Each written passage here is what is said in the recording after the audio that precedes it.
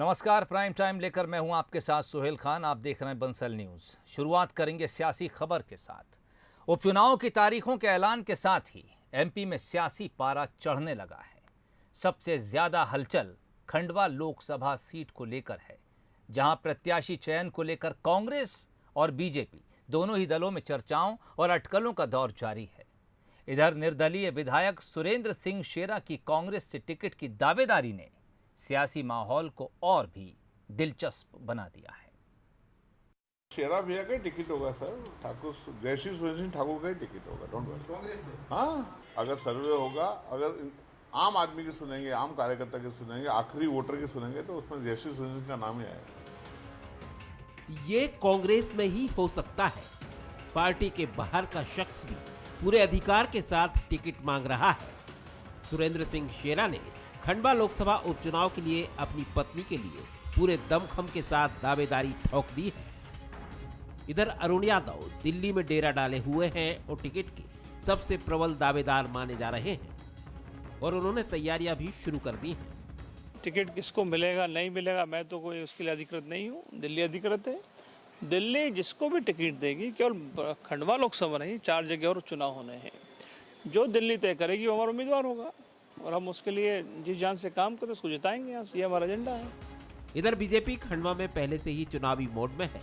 नंद कुमार सिंह चौहान के बेटे हर्षवर्धन सिंह चौहान को ही उनके उत्तराधिकारी के तौर पर देखा जा रहा है, लेकिन पार्टी का एक धड़ा वरिष्ठ नेता अर्चना चिटनीस का नाम भी आगे बढ़ा रहा है।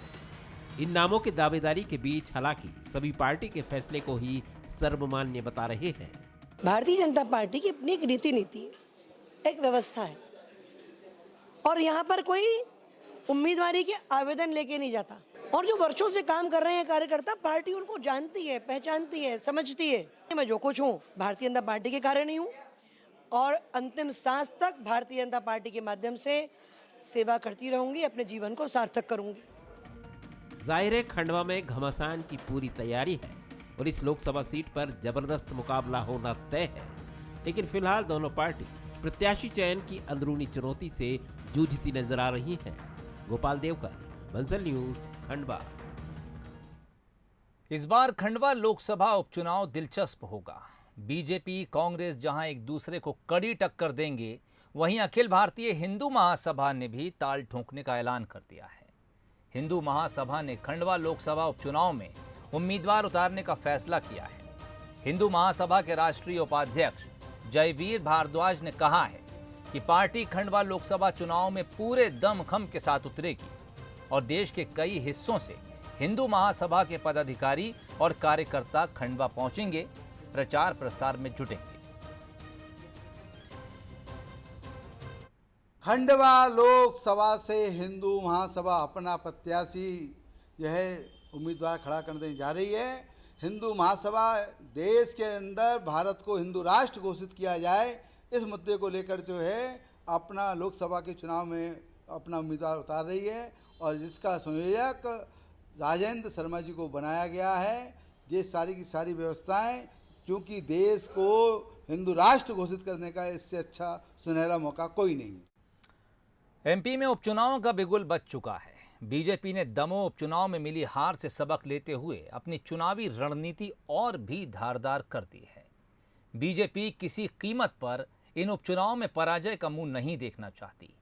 दूसरी तरफ कांग्रेस दमोह उपचुनाव में मिली जीत से बेहद उत्साहित नजर आ रही है। साफ है कि इस उपचुनाव का मुकाबला इस बार बेहद दिलचस्प होने वाला है। उपचुनाव की घोषणा होते ही मध्य प्रदेश की फिजाओं में चुनावी शोरगुल गूंजने लगा है।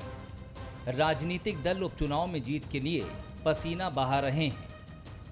मुकाबला बीजेपी और कांग्रेस के बीच होना है। ऐसे में दोनों ही दल उपचुनाव को लेकर बेहद उत्साहित नजर आ रहे हैं। बीजेपी ने सभी प्रकोष्ठों को जिम्मेदारी सौंप दी है। इनमें पिछड़ा वर्ग मोर्चा, अनुसूचित जाति मोर्चा, महिला मोर्चा और युवा मोर्चा शामिल हैं। सभी प्रकोष्ठ पूरी ताकत के साथ चुनावी मैदान में पार्टी के लिए जुट चुके हैं। देखिए, युवा मोर्चा हमारी पार्टी का फ्रंटल मोर्चा है। चुनाव में हार जीत होती रहती है, लेकिन युवा मोर्चा की भूमिका इसमें तय है। युवा मोर्चा एकदम फ्रंट फुट पे काम करता है। आप देखेंगे युवा मोर्चा के यहाँ पे जितने भी कार्यकर्ता हैं, ये परिपक्व सशक्त कार्यकर्ता है, और आने वाले जितने भी उपचुनाव यहाँ पार्टी लड़ने जा रही है, पूर्ण बहुमत के साथ वो जीतेगी, देखिएगा आप। इधर कांग्रेस भी ये दावा कर रही है कि उनकी पार्टी ने बूथ लेवल पर अपनी तैयारी कर ली है। कांग्रेस के भी सारे प्रकोष्ठ पूरी ताकत के साथ मैदान में उतर चुके हैं। वरिष्ठ नेताओं के चुनाव प्रबंधन पर भरोसा जताने वाली कांग्रेस का ये भी दावा है कि बीजेपी भले ही कितनी ताकत लगा ले, लेकिन वो उपचुनाव में जीत हासिल नहीं कर पाएगी। हमारा भी पूरा संगठन पूरी ताकत के साथ धरातल पर, चाहे महिला कांग्रेस हो, चाहे युवक कांग्रेस हो, चाहे NSUI हो, या हमारी कांग्रेस पार्टी के सभी वरिष्ठ नेता हों, पुरजोर तरीके से भारतीय जनता पार्टी के इस जन विरोधी सरकार के खिलाफ, अभी दमोह चुनाव की बात करें, इनका संगठन तो वहाँ भी काम कर रहा था, पर जनता जनार्दन ने कांग्रेस पार्टी का साथ दिया और कांग्रेस को जिताया। तो मैं आपको बताना चाहता हूं कि युवक कांग्रेस भी पूरी ताकत के साथ धरातल पर काम कर रही है, बूथ स्तर पर काम कर रही है, और आने वाले दिनों में आपको दिखेगा कि निश्चित रूप में ये तीनों सीटें कांग्रेस जीतेगी और लोकसभा की सीट भी कांग्रेस जीत के जाएगी। दोनों दलों की तरफ से जीत के दावे किए जा रहे हैं, लेकिन देखना दिलचस्प होगा कि उपचुनाव में जनता किसे अपना सिरमौर चुनेगी। सियासी पंडितों की माने तो ये उपचुनाव प्रदेश की सियासत की दिशा और दशा दोनों तय करेंगे। साथ ही कई नेताओं का राजनीतिक भविष्य भी इन उपचुनावों से तय होगा। प्रहलाद सेन, बंसल न्यूज, ग्वालियर। संघ की विचारधारा के धुर विरोधी दिग्विजय सिंह ही अगर उसकी तारीफ करने लगें तो सवाल उठता है कि क्या ये बात सियासत से हटके हो जाती है या फिर इसमें भी कोई सियासत छिपी है। नर्मदा परिक्रमा के संस्मरण पर आधारित किताब के विमोचन के मौके पर दिग्गी राजा ने संघ और केंद्रीय गृह मंत्री अमित शाह की तारीफ की। देखिए ये रिपोर्ट। फिर चुनाव से पहले चर्चा में दिग्विजय, इस बार भी नर्मदा परिक्रमा ही वजह। नर्मदा के पथिक ने की संघ और शाह की तारीफ। राजनीति में कहां गए ऐसे नजीर। कभी कभी बात सियासत से हटकर भी करनी चाहिए। ये दो तस्वीरें उसी का उदाहरण है। दिग्विजय सिंह ने 2017-18 में नर्मदा परिक्रमा की थी, तब भी माहौल चुनावी था। अब जब उनकी यात्रा पर केंद्रित ओम प्रकाश शर्मा की किताब नर्मदा के पथिक का विमोचन हुआ है, तब भी प्रदेश में उपचुनाव को लेकर सरगर्मी तेज है।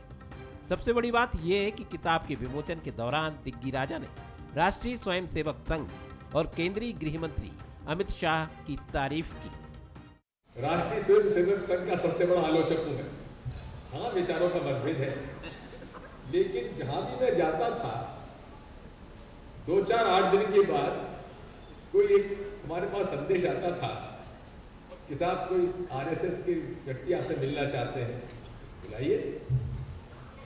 और मजे की बात यह है कि भड़ूच जिले के गांव में, बड़ीबूत गांव में, वहाँ हमारे माझी समाज की धर्मशाला थी, और वो माझी समाज की धर्मशाला में हॉल में जहाँ ठहराया गया, एक तरफ डॉक्टर हेडगेवार का चित्र लगा हुआ, दूसरी तरफ गुरु गोलवलकर का चित्र लगा हुआ, और हमको उसी कमरे में ठहराया गया। उन जंगलों में गुजरने के लिए ना रास्ता था, ना ठहरने की व्यवस्था थी। एक फॉरेस्ट ऑफिसर साहब मेरे पास आए कि साहब मैं फला हूँ, और मुझे, आपको आश्चर्य होगा, श्री अमित शाह जी के निर्देश है कि आपका पूरा सहयोग हम पूरे समय में करें। और चुनाव चल रहे हैं, दिग्विजय सिंह उनका सबसे बड़ा आलोचक, लेकिन उसके माध्यम से समाचार दिए कि उनके यात्रा में किसी प्रकार का विघ्न नहीं होना चाहिए। पहाड़ों में से रास्ता काटा, हमारे सारे यात्रियों के भोजन की व्यवस्था की। आपको आश्चर्य होगा कि आज तक अमित शाह जी की और मेरी भेंट नहीं हुई है। दिग्विजय सिंह की इस तारीफ की चर्चा सियासी गलियारों में खूब है। उनका ये बयान हाल ही में दिए गए उस बयान के बाद आया है जिसमें सरस्वती शिशु मंदिर को लेकर उन्होंने तल्ख टिप्पणी की थी। जो बचपन से सरस्वती शिशु मंदिर से लोगों के दिल और दिमाग में दूसरे धर्मों के खिलाफ नफरत का बीज बोते और वही नफरत का बीज धीरे धीरे धीरे आगे बढ़कर सांप्रदायिक सद्भाव को बिगाड़ता है। इस बयान के बाद ही अब दिग्गी राजा ने संघ और शाह की तारीफ की है, तो इसके क्या मायने निकाले? पहले सुनिए बीजेपी की प्रतिक्रिया, फिर आपको राजनीतिक विश्लेषकों की राय से रूबरू कराते हैं। क्योंकि कार्यक्रम में बीजेपी के दिग्गज नेताओं को भी न्योता दिया गया था, लेकिन दिखा कोई भी नहीं। 100 चूहे खा के बिल्ली हज को चली। ये दिग्विजय सिंह है, बिना सोचे कुछ नहीं करते। अगर बिना सोचे किया है तो मैं उनको धन्यवाद दूंगा कि उनके अंदर थोड़ी बहुत शिष्टाचार अभी बचा हुआ है। यद्यपि मुझे लगता है कि इसमें भी कुछ न कुछ खुरापात है दिग्विजय सिंह की। 2018 के एमपी विधानसभा चुनाव से पहले दिग्विजय सिंह ने अपनी पत्नी अमृता राव के साथ नरसिंहपुर जिले के बरमान घाट से नर्मदा परिक्रमा की पदयात्रा शुरू की थी, जो करीब 110 विधानसभा सीटों से होकर गुजरी। ये यात्रा गुजरात और महाराष्ट्र से भी गुजरी और 192 दिनों में पूरी हुई। लेकिन अब संस्मरण के जरिए इस यात्रा को फिर ताजा किया जा रहा है।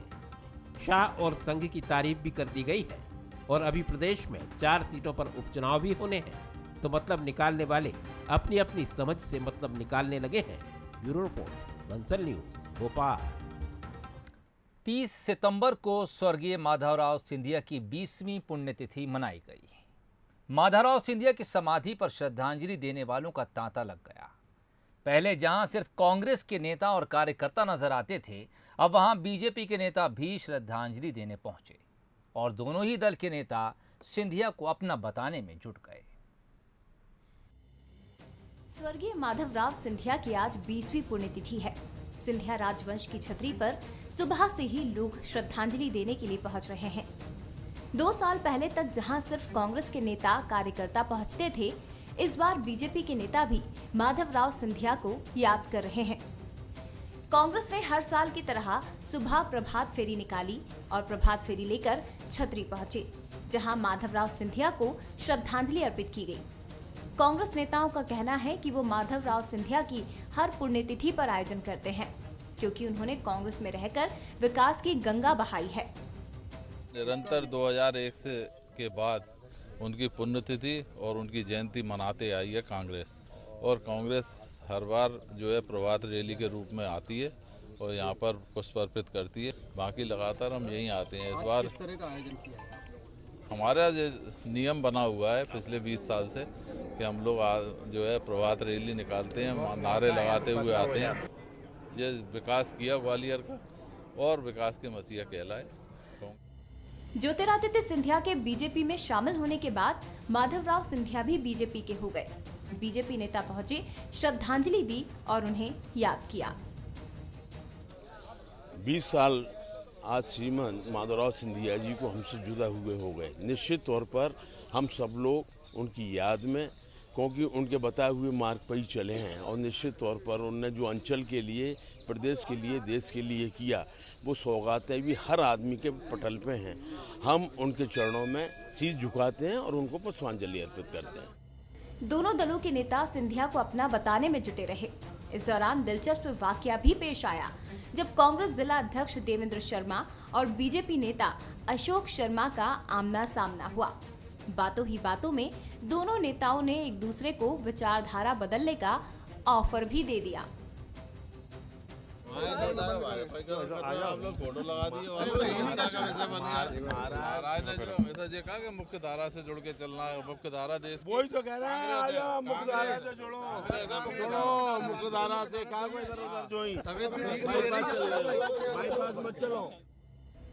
बहरहाल माधवराव सिंधिया कांग्रेस के वरिष्ठ नेता रहे हैं और अब ज्योतिरादित्य सिंधिया बीजेपी के बड़े नेता हैं और पसोपेश में हैं दोनों दलों के कार्यकर्ता। असमंजस भी दिखाई दिया, लेकिन वो माधवराव सिंधिया को श्रद्धांजलि दे रहे हैं और अपना नेता बता रहे हैं। प्रहलाद सेन, बंसल न्यूज, ग्वालियर। चलिए खबर आपको छत्तीसगढ़ से बताते हैं, जहां की सियासत में विवादित बयानों की एक तरह से बहस छिड़ी हुई है। या यूं कहें कि विवादित बयानों की बहार आई हुई है। डी पुरंदेश्वरी के बयान के बाद अब बीजेपी के राष्ट्रीय महासचिव सीटी रवि ने भी कुछ ऐसा कह दिया कि कांग्रेस कड़े विरोध पर उतर आई है। इधर अब सवाल दक्षिण भारत से आने वाले नेताओं की लैंग्वेज प्रॉब्लम या फिर भाषा ज्ञान पर भी उठ रहे हैं। कहीं ना कहीं ये लैंग्वेज प्रॉब्लम विवादित बयानों की वजह बन रही है। लालू जी का रिकॉर्ड तोड़ने का काम भूपेश बघेल जी कर रहा है। लालू जी घास खाता थे, घास में घोटाला किया। भूपेश बघेल जी गोबर खा करके गोबर में घोटाला कर रहा है। इसे लैंग्वेज प्रॉब्लम कहें या कुछ और, लेकिन बीजेपी के राष्ट्रीय महासचिव सीटी रवि का ये बयान स्वीकार नहीं किया जा सकता। और ये पहला मौका नहीं है जब अमर्यादित बयानों के चलते छत्तीसगढ़ की सियासत में बवाल मचा हो।